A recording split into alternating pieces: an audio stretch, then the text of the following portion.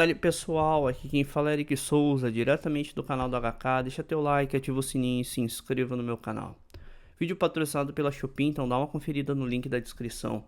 Falar um pouco hoje sobre a eliminação de ontem do Inter na Copa do Brasil. Mais uma eliminação, então eu não vou dizer nem que foi dolorosa, porque o torcedor já está anestesiado, o torcedor nem sente mais a eliminação. Ainda mais que foi para um time que é do mesmo nível do Inter, de Série A, um dos grandes clubes do futebol brasileiro. O torcedor então vê pelo lado positivo que ao menos não foi para o Maracanã, para um Globo da vida, para um Melgar, para um time ridículo, assim como vem sendo eliminado o Inter nos últimos anos aí da gestão Barcelos. Então vamos falar um pouco sobre o jogo.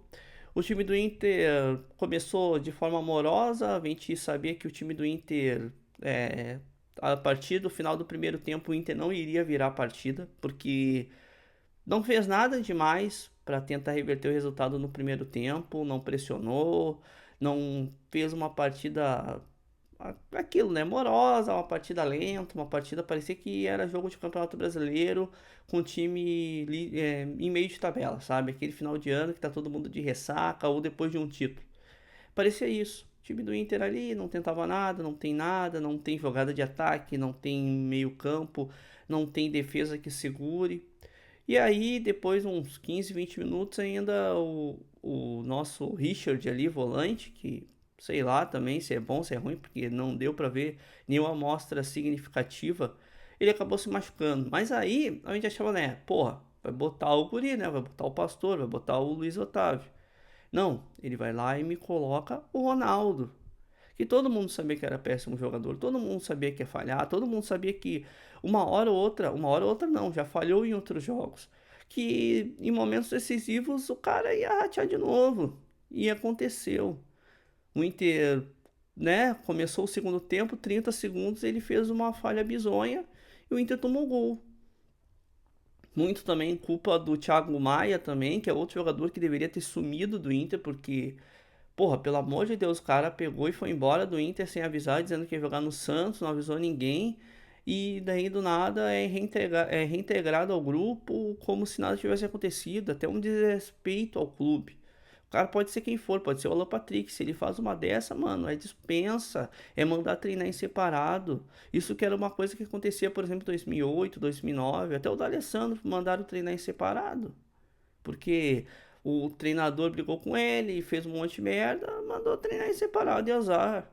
E daí Ronaldo não é treinar, não treina em separado. Aí os podres ali, que nem Bruno Henrique jogando mal, não treina em separado. Entre vários outros jogadores aí que inclusive desrespeitaram o Inter, tanto dentro quanto fora de campo, acabam jogando, porque azar, não dá nada, o time tá bom, tá tudo bem, tá tudo certo.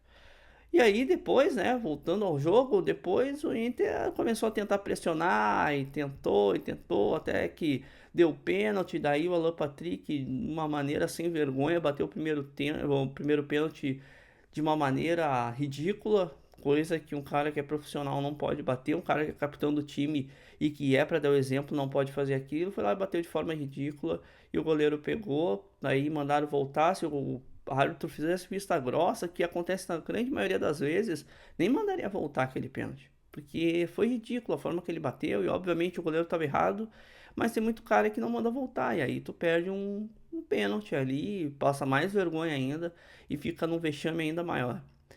E depois mandou voltar, foi lá, bateram o pênalti, fizeram o gol e tentaram pressionar e bola perdida e tudo mais. Aquele mesmo esqueminha, aquele mesmo repertório, aquelas mesmas situações, aquela história sempre se repetindo. E o Inter foi eliminado. Mais uma vez pro Fluminense, pro Renato, que é pior ainda, virou chacota novamente. E a mente tá aí, ó, agora de novo. O torcedor nem sente mais, né? Nem sente mais. É tanta eliminação vexatória, é tanta vergonha. O torcedor passa que chega um momento que tu não tem mais vergonha alguma, porque já tá num momento cômico tão abaixo que tu não sente mais nada. Isso daí é culpa dessa merda dessa gestão. O Alessandro Barcelos está a ponto de se tornar o pior presidente da história, muito por conta da sua grande incompetência. O cara que não consegue gerir nada, dobrou a dívida do clube. Pegou e contratou jogadores ridículos. De 8 jogadores, 3 já foram embora, inclusive um que pagaram 10 milhões de reais, foi emprestado e que obviamente vai ficar rodando aí, enquanto o Inter paga 40, 50% do salário pelos próximos 3, 4 anos do contrato dele, pois ele não vai ter espaço no Inter, ele não vai ter espaço em outros times porque ele não tem bola para isso. E o Inter fez esse negócio de Araque aí que só vai gerar coisas negativas. Então o Inter vai se afundando, né? Cada vez mais, não conseguindo bater meta orçamentária, se propunha a sempre no início do ano fazer uma meta de chegar às semifinais de Copa do Brasil, chegar às quartas de finais de uma Libertadores, chegar a ser campeão gaúcho, que foi a primeira vez que conseguiu ser campeão depois desses últimos anos, chegar ali entre os 5, 6 do Campeonato Brasileiro. Só que nem isso a gente vai conseguir. Mais uma vez a gente não vai conseguir bater meta orçamentária. E mais uma vez a dívida do Inter vai aumentar. E mais uma vez o time do Inter vai ficar cada vez mais se afundando na lama por conta de um cara que é um incompetente, de um cara que é um merda, que nem esse Alessandro Barcelos. Que a única coisa que não mudou nesses 5 anos que ele tá na presidência foi ele. Todo mundo mudou. Vice-presidente de futebol, coordenação técnica, técnicos, jogadores, tudo mudou. Só ele que não saiu ainda. E ele que é o problema, porque ele é um perdedor, ele é um fracassado no meio do futebol. Desde que ele entrou no Inter, o Inter nunca mais ganhou um título. Desde antes, quando ele não era presidente, desde que ele entrou no Inter, o Inter nunca mais ganhou nada. Porque ele é um fracassado, ele é um perdedor, ele é um cara que não poderia estar mais dentro do clube. Porque ele é um perdedor, e cara perdedor, um cara que não sabe nada de futebol, não pode estar dentro de um clube do tamanho do Inter. Ele tem que pegar e admitir o erro que ele deu errado, e entregar o cargo para outra pessoa, porque assim, pelo menos o torcedor tem alguma esperança, né? Porque esses próximos tempos com ele, esse final de ano e o próximo ano, que é o último ano da gestão dele, a esperança é zero. E a esperança no outro lado da torcida do Grêmio é totalmente fervorosa, porque os caras estão com um investidor que vai ser presidente do clube, os caras vão começar a se ajeitar, estão já pensando em contratar jogador nessa temporada, o cara comprou a gestão da arena, então vai dar um dinheirinho a mais para eles nas contas, e aí o Inter vai ficando cada dia mais para trás, pois não tem projeto algum, pois não tem convicção nenhuma, não tem trabalho algum, não tem nada. A base foi rebaixada no Campeonato Brasileiro Sub-20, as outras categorias tudo indo mal nas competições, o feminino nem existe mais.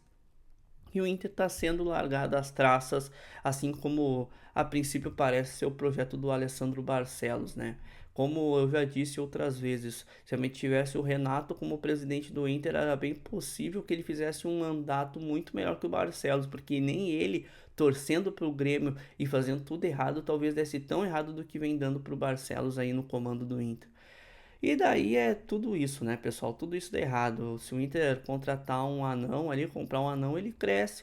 Assim como, né, a gente tinha esperanças em jogadores como Borré e Valência e nenhum dos dois joga nada mais. Os dois viraram dois bagres que não fazem medo a zaga alguma do Campeonato Brasileiro e nem da América Latina, pois os dois não fazem gol, têm alergia.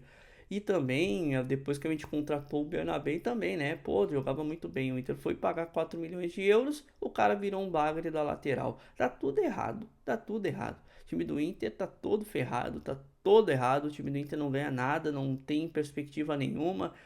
Tá tudo errado, tudo errado. Presidência fazendo tudo errado, fazendo contratações bizarras.